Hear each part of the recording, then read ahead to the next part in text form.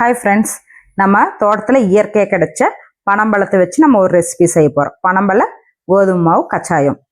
அது ரொம்ப ஹெல்த்தியானது. இந்த பனம்பழம் அதில் புரதச்சத்து, மாவுச்சத்து, நார்ச்சத்து எல்லாமே இந்த பனம்பழத்தில் உங்களுக்கு கிடைக்கும். அதில் வைட்டமின் ஏ, வைட்டமின் சி எல்லாமே நல்லது. இயற்கையாக கிடைக்கிற பனம்பழம். இதில் வச்சு நம்ம கோதுமை மாவும் பனம்பழம் இதையும் சேர்த்து நம்ம ஹெல்த்தியான ஒரு குழந்தைகளுக்கு ஒரு ஸ்நாக்ஸ் செய்ய போகிறோம்.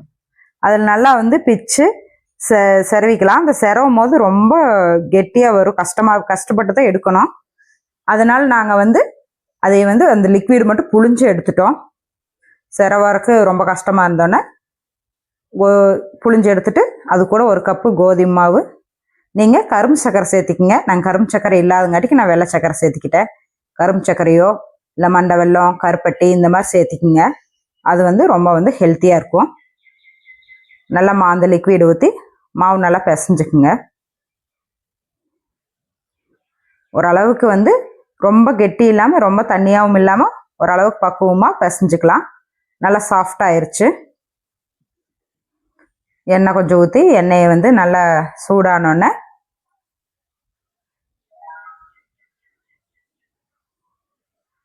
சின்ன சின்னதாக போட்டுக்கலாம். நல்லா பஞ்சாட்டா வரும். நல்லா உப்பி வந்துச்சு.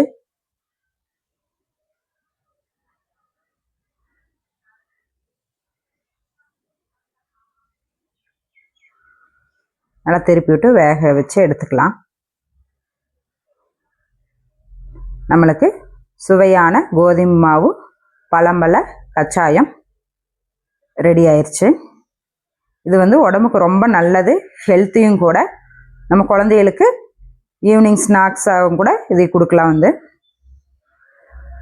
நல்லா பஞ்சா நல்லா உப்பி வந்திருக்கு. Okay, bye friends.